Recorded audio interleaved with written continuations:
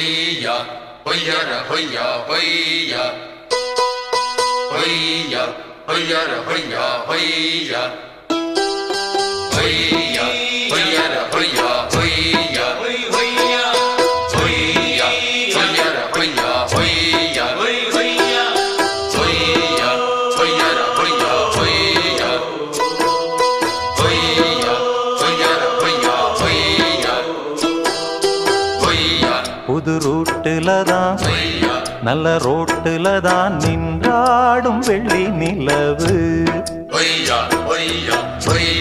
இந்த ராத்திரியில் ஒரு யாத்திரையில் பூவோடு காத்தும் வருது.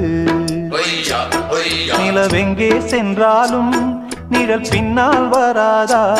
நீ வேண்டாம் என்றாலும் அது வட்டம் இடாதா? புது ரூட்டு